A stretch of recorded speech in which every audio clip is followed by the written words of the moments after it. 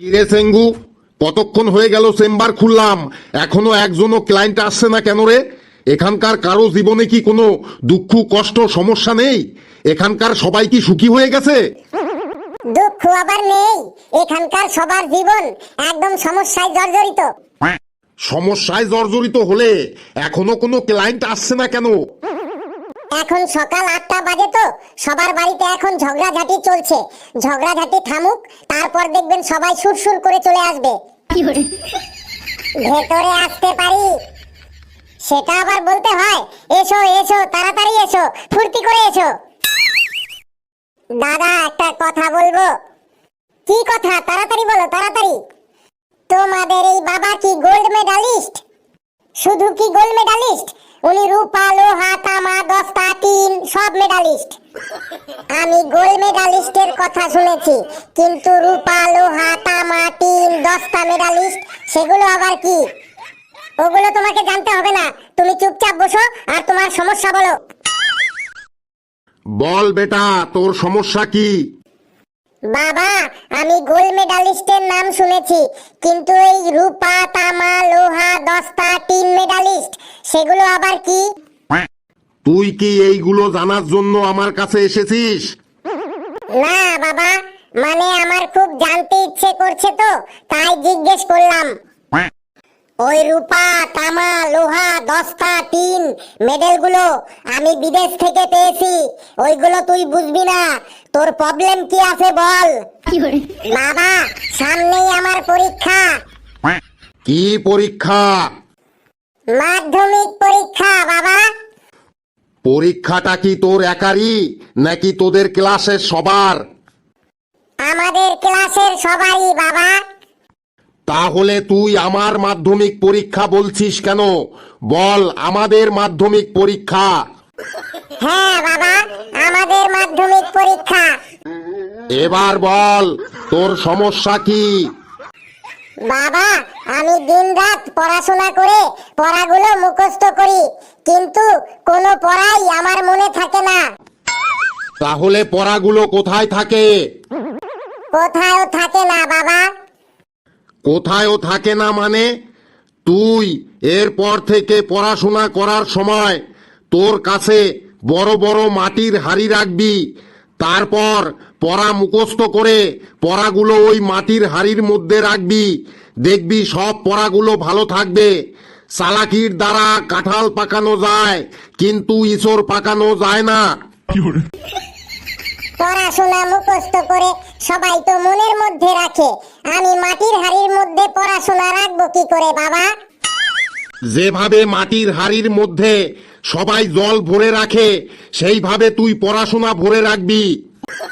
না বাবা, আমি আমার মনের মধ্যে পড়াশোনা ধরে রাখতে চাই, আপনি তার উপায় বলে দিন বাবা। তোর মনের মধ্যে পড়াশোনা ঢুকাতে চাস? তাহলে মন দিয়ে শোন। তোর মনের মধ্যে মেমোরিতে যা স্টোরেজ ছিল সব উল্টো পাল্টা ফাইল দিয়ে লোড হয়ে গেছে। তোর মন থেকে ওই উল্টো পাল্টা ফাইলগুলো সব ডিলিট করতে হবে, তাহলেই তোর সব পড়া মনে ঢুকে যাবে। চালাকির দ্বারায় কাঁঠাল পাকানো যায়, কিন্তু ইঁচড় পাকানো যায় না। না বাবা, আমার মনের মধ্যে কোনো উল্টো পাল্টা ফাইল লোড নেই বাবা। আবার মিথ্যে কথা বলছিস। দেখি তোর হাত দেখি। এই দেখুন আমার হাত, আমার মনের মধ্যে কি উল্টো পাল্টা ফাইল লোড হয়ে আছে বাবা? দেখি। হ্যাঁ, যা ভেবেছিলাম ঠিক তাই। তোর নিজের টিউশনের টাইম তোর মনে থাকে না, কিন্তু তোর পাশের বাড়ির পিঙ্কি কখন কোন টিউশনে যায় সেটা তোর ভালোই মনে থাকে। তোর বাড়িতে কি রান্না হয় সেটা তুই মনে রাখতে পারিস না, কিন্তু তোর বন্ধু ফেসুদের বাড়িতে কি রান্না হয় সেটা তুই ভালোই মনে রাখিস।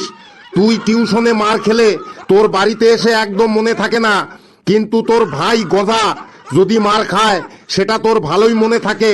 তারপর কোন নায়কের কটা গাড়ি আছে, কোন নায়িকার কটা বাড়ি আছে, সেইগুলো তোর ভালোই মনের মধ্যে লোড করে রেখেছিস।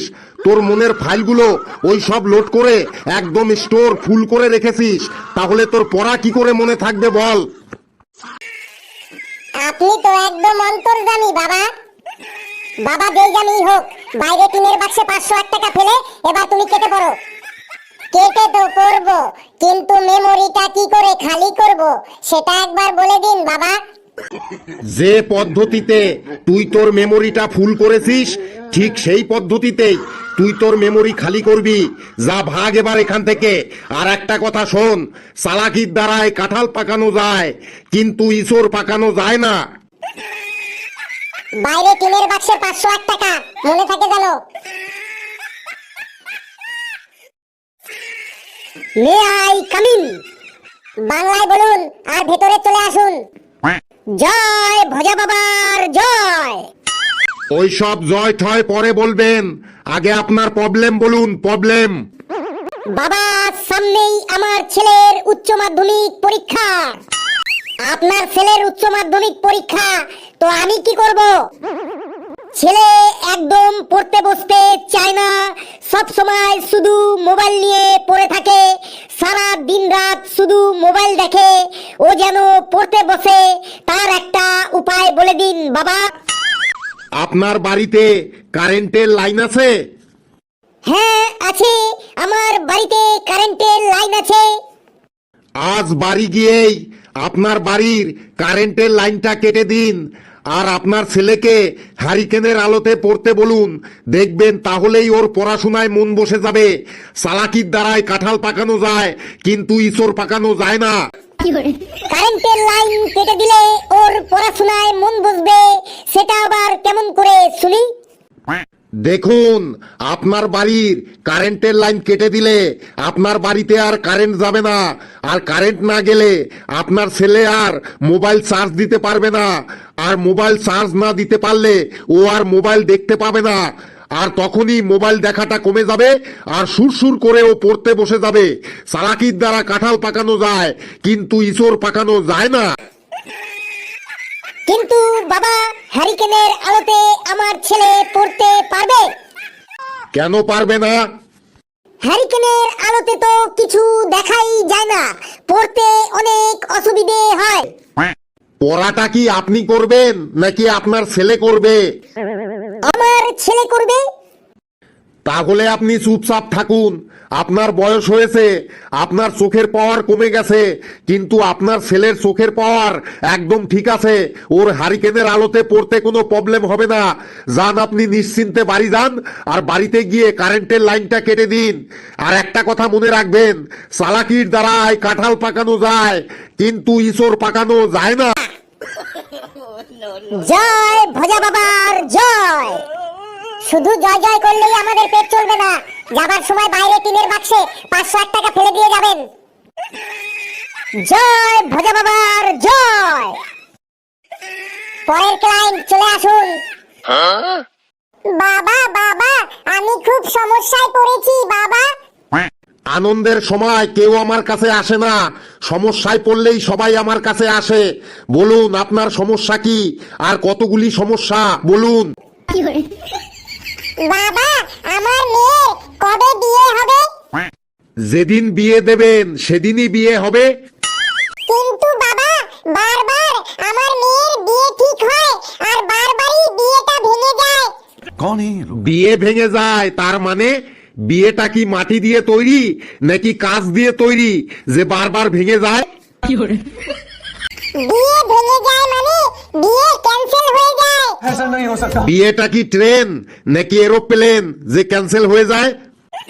আরে বাবা, আমি বলতে চাইছি, ছেলের বাড়ির লোকজন এসে প্রথমে আমার মেয়েকে দেখে পছন্দ করে, তারপরে তারা বিয়ের দিন তারিখও দিয়ে দেয়, কিন্তু কয়েকদিন পরেই আবার তারা ফোন করে জানিয়ে দেয় যে আমার মেয়েকে তাদের পছন্দ না, তাই আমার মেয়েকে তারা বিয়ে করতে পারবে না।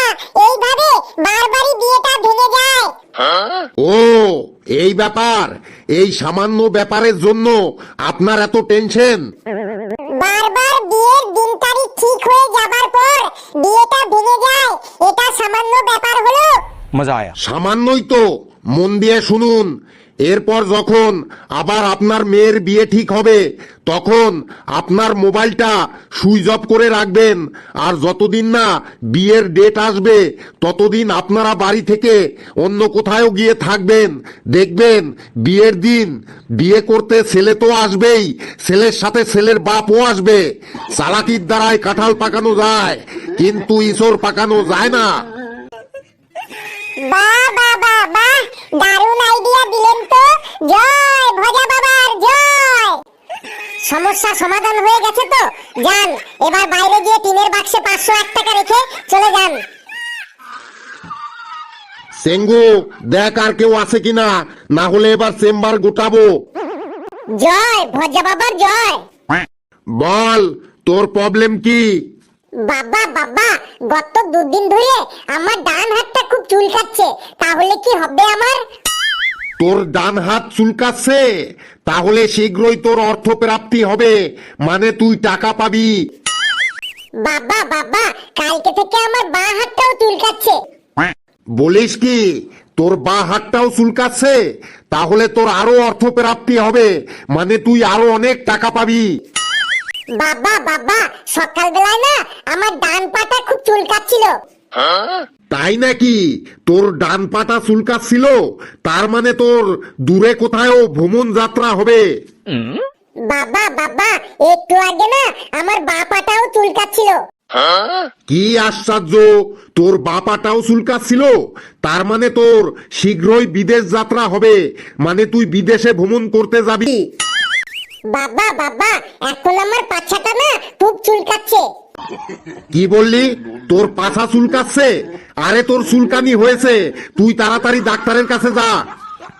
বাবা বাবা, এই আমার পিঠটাও খুব চুলকাতে শুরু করলো। अरे झूठ बोल रहा है। সেঙ্গু, ওকে ধর তো। ওর পিঠ চুলকাচ্ছে, তার মানে ওর পিঠে এখন গুদুম গাদাম করে ডান্ডার বাড়ি পড়বে। ওকে ধর তো। ডান্ডার বাড়ি? ওরে বাবা রে, পালাই পালাই। কিরে, পালাচ্ছিস কেন? দাঁড়া দাঁড়া, তোর পিঠে ডান্ডার বাড়ি পড়বে বলে তোর পিঠ চুলকাচ্ছে। শোন, চালাকির দ্বারা কাঁঠাল পাকানো যায়, কিন্তু ইঁচড় পাকানো যায় না। সেঙ্গু, ধর ওকে।